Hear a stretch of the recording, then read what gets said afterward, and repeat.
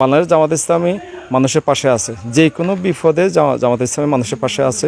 জামাত ইসলামী গরিব কর্মীদের পকেট হলো আমাদের ব্যাংক। আমরা এই ত্রাণগুলো আমাদের লক্ষ্মীপুর পৌরসভার 11 নম্বর ওয়ার্ডের এই অঞ্চলটায় প্লাবিত হয়ে গেছে, বাড়িঘর ডুবে গেছে। এখানে অসহায় মানুষের জন্য, যারা বন্যার্ত পানিতে কবলিত, তাদের জন্য আমরা এই ত্রাণগুলো বাংলাদেশ জামাত ইসলামীর পক্ষ থেকে 11 নম্বর ওয়ার্ডের পক্ষ থেকে ত্রাণগুলো বিতরণের জন্য যাচ্ছি।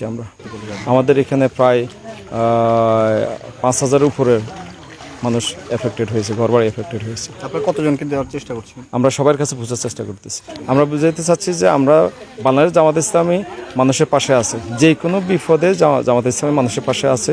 মানুষের সুখে দুঃখে একাকার হয়ে জামাত ইসলামী মানুষের সাথে কাজ করতে চায়। আপনারা হতাশ হবেন না, আপনারা দুশ্চিন্তা করবেন না। ইনশাআল্লাহ এই দেশ ঘুরে দাঁড়াবে। আমরা কাঁধে কাঁধ মিলে সবাই একসাথে কাজ করব। আল্লাহ পক্ষ থেকে বিপদ আসছে, ধৈর্য ধারণ করেন। আমরা আপনাদের পাশে আছি। আমরা আপনাদের সাথে একসাথে মিলে আল্লাহ সাহায্য চেয়ে এখান থেকে উত্তরণ, যাতে আল্লাহ আমাদেরকে এখান থেকে উত্তরণ করায়, সেই জন্য আমরা আল্লাহর কাছে দোয়া করব।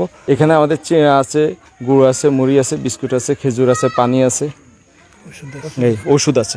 আমাদের জামাত ইসলামী কর্মীদের, গরিব কর্মীদের পকেট হলো আমাদের ব্যাংক। এখানে আমাদের কর্মীরা অর্থের যোগান দিয়ে থাকে।